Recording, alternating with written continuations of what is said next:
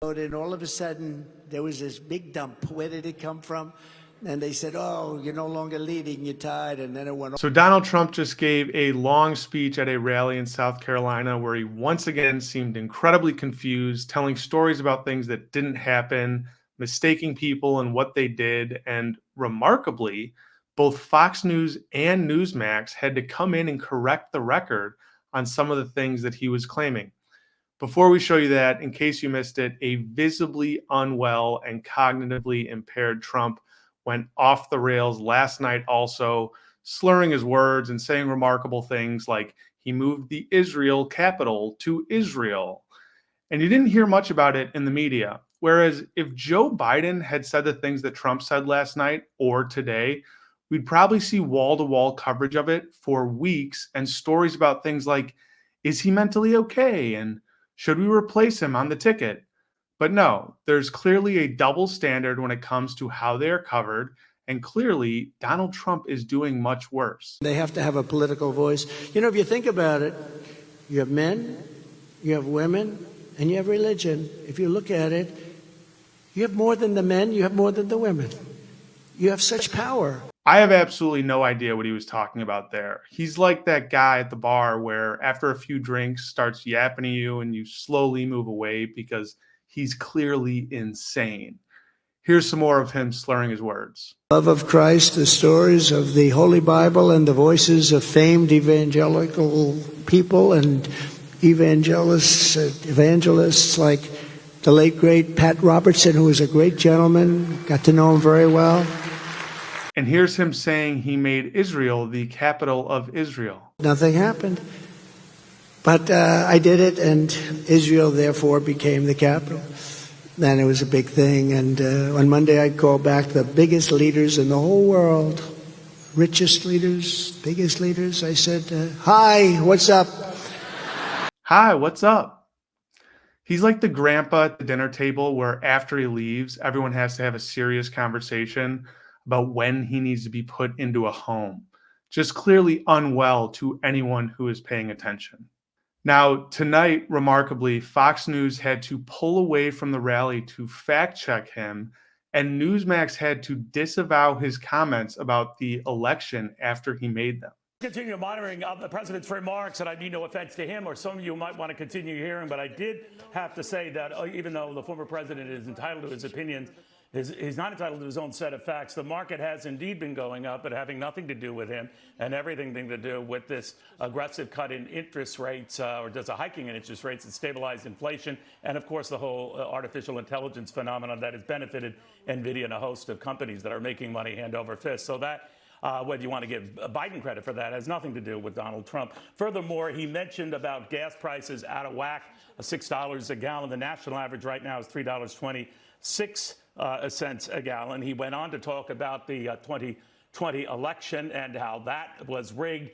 This has been adjudicated many, many times, dozens of times. It's been investigated by everyone and his uncle. No fewer than 44 investigations launched, some of them by judges that were picked by Donald Trump himself, that found no evidence of that in the 7 battleground states where most of them were focused. Donald Trump lost each and every one of those states, and no facts or no history that he mentions on the stump right now. So that was Neil Cavuto, Republican Fox News host, who had to cut away from Trump's comments on the economy and correct the record yet again on Trump's election lies.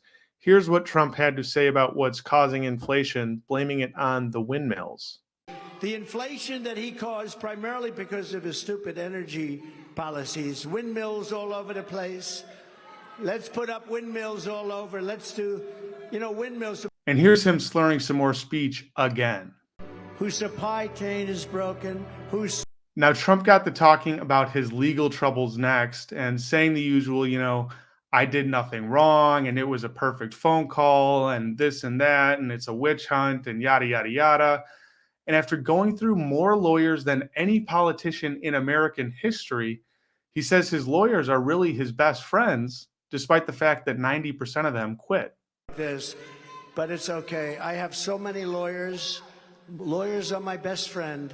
And you know what I do? I campaign in the day when I can, and when I can't, I campaign at night. I go to courtrooms, and we're doing very well. We're doing very well. It's all a big scam. Yeah, he's doing very well legally. He owes over $500 million in judgments, and his criminal cases haven't even begun yet. I mean, he truly lives in a alternate and different reality and is trying to drag his supporters into it with him. So he continued to complain about all the different legal troubles he's facing. Then he made a remarkable pivot and goes off on another tangent, saying he has evidence of crimes Nikki Haley has committed, but that he can't show it to us. He said he would get in trouble, so he has to keep it to himself. Out. No, it's a crooked deal. But Nikki Haley, if she were ever in this position, they'd go after her. I could tell you about 5 reasons right now, but I don't want to get myself in trouble. They'll say, he's so mean. He's so mean. Oh, there are some reasons. I think everybody in your state knows some beautiful reasons. They would go after her the same way they go after me. That's what they do. And now, per usual, he went on his diatribe about how the election in 2020 was stolen from him and he really won. And that whole shtick, which has been debunked by a million times by courts and election inspectors across the country over and over and over again. And NewsMax actually had to correct him and disavow that statement. That's what close to $1 billion in judgments from Dominion and other voting machine companies will do. Never get tired of that guy. The president mentioned in his speech the 2020 elections, NewsMax as a network believes the results were legal and final. Greta's coming up next. Stick around. So both Fox News and NewsMax correcting the record with an increasingly unhinged and unwell former president. Fox stepping in to correct his lies about the economy, and NewsMax stepping in to correct and disavow his lies about the election. One thing is abundantly clear here. Donald Trump is unwell. While he may have always been sick in the head, he is truly broken and cognitively impaired. He's an old man who is declining at such a rapid rate, it is hard to keep up with. All we can do is hope that the media starts giving the same attention to his very visible mental decline as they do to Joe Biden every time he mispronounces a word. I mean, the double standard is genuinely remarkable, especially considering one of them is threatening to become a dictator, jail his political opponents, round up migrants into detention camps, and withdraw from NATO so we can support our enemies as they rampage through Europe. These candidates are not the same, and the media should stop covering them as such. In the meantime, we're going to do our best to bring you all that's going on and the insanity in the Trump and Republican world in a concise, fair way at Really American Media. But we can't do it without you.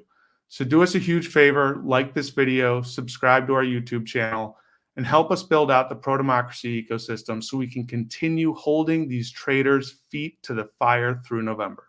Thanks.